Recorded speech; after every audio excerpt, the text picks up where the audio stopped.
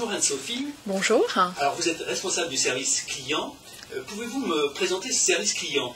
Alors le service client Marmara est en charge du traitement de l'après-vente. Donc toutes les réclamations que les clients peuvent avoir suite à leur séjour acheté par Marmara. D'accord.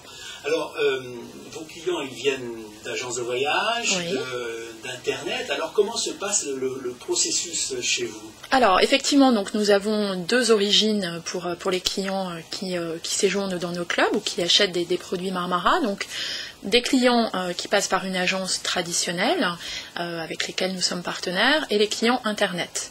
Donc le processus est différent puisqu'effectivement dans le cas d'un client qui passe par une agence, son contact c'est son agence. C'est-à-dire qu'en fait il a souscrit un contrat avec l'agence et pas avec Marmara. En revanche, le client qui a souscrit son contrat sur Internet, sur marmara.com, est un client direct de Marmara.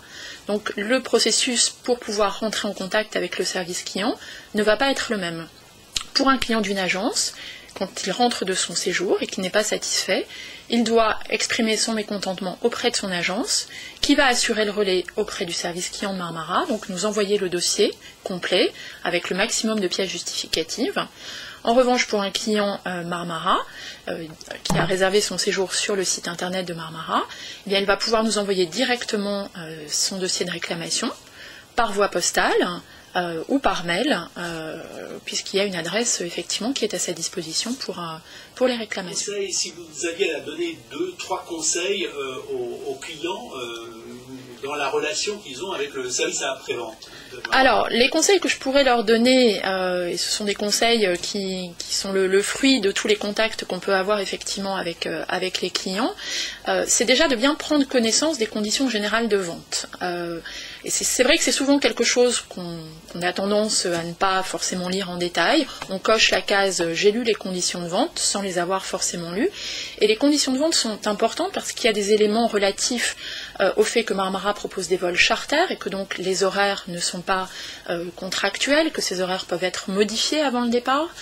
Dans les conditions générales de vente, le client va aussi trouver toutes les informations relatives aux conditions d'annulation de son dossier, qui sont souvent effectivement un élément qui peut générer des réclamations. Le client va trouver des informations aussi sur les prestations proposées dans nos hôtels.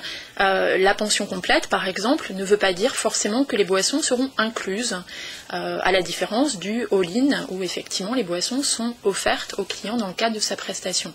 Donc vraiment, moi j'engage les clients à lire les conditions générales de vente, à lire les pages aussi qui s'appellent Bons à savoir, qui sont au bout de notre brochure papier ou brochure électronique qui est disponible sur le site marmara.com. Et puis, j'incite aussi les clients, à leur retour de vacances, qu'ils soient satisfaits ou moins satisfaits, à nous envoyer aussi leurs témoignages sur le site marmara.com. C'est aussi un très bon outil pour nous, au service après-vente, une espèce d'outil de météo, on va dire, sur la satisfaction des clients. Et sachez que tous ces témoignages sont lus quotidiennement par une personne du service après-vente et peuvent générer immédiatement l'ouverture d'un dossier si on estime effectivement que cela est nécessaire. Donc voilà ce que je peux vous donner comme conseil. Alors je souhaiterais ajouter d'autres conseils aussi pour nos clients avant leur départ en vacances. Donc déjà, il est important effectivement que vous pensiez à bien vérifier si vous êtes en règle au niveau des formalités pour votre voyage. C'est vrai que souvent on réserve son voyage, on est très content, on est prêt à partir et puis on arrive à l'aéroport et on se rend compte qu'on a un passeport qui est périmé ou qu'on n'a pas pris la carte d'identité des enfants.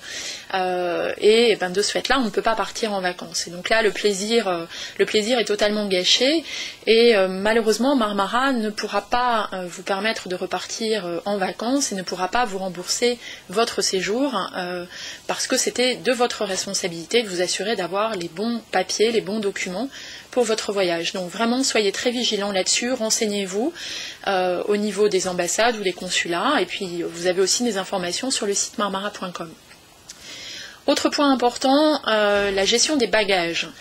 Alors, nous avons beaucoup de problèmes, effectivement, avec des clients qui ont eu une perte de bagage ou un bagage détérioré pendant le vol. Donc, il faut savoir que c'est la responsabilité des compagnies aériennes, c'est-à-dire que les bagages sont confiés à la compagnie aérienne pendant le transfert, pendant le vol. Donc, ça n'est pas de la responsabilité de Marmara. Donc, dès que vous avez un problème avec un bagage, à votre arrivée, que ce soit dans le pays de destination ou à votre retour en France, il est important que vous alliez tout de suite faire un constat de déclaration auprès du service bagage pour pouvoir ensuite obtenir un dédommagement de la compagnie aérienne sur laquelle vous avez volé. Et puis enfin, je souhaiterais parler aussi des assurances. Alors c'est vrai que l'assurance, on se dit toujours, ça coûte trop cher, ça ne sert jamais à rien, on n'en a pas besoin. Mais je pense que c'est quelque chose effectivement quand même qui est important. Les tarifs des assurances que nous proposons ne sont pas très élevés, c'est 25 € maximum par personne pour l'assurance la plus complète. Je pense que le jour où vous aurez besoin effectivement de vous servir de cette assurance, vous serez très heureux de l'avoir. Et je parlais tout à l'heure des bagages. L'assurance option 2 vous couvre effectivement pour les problèmes de bagages et vous permet d'avoir une avance de frais pour des achats de première nécessité si votre bagage n'était pas livré à votre arrivée, et cela sans attendre un dédommagement complémentaire de la compagnie aérienne.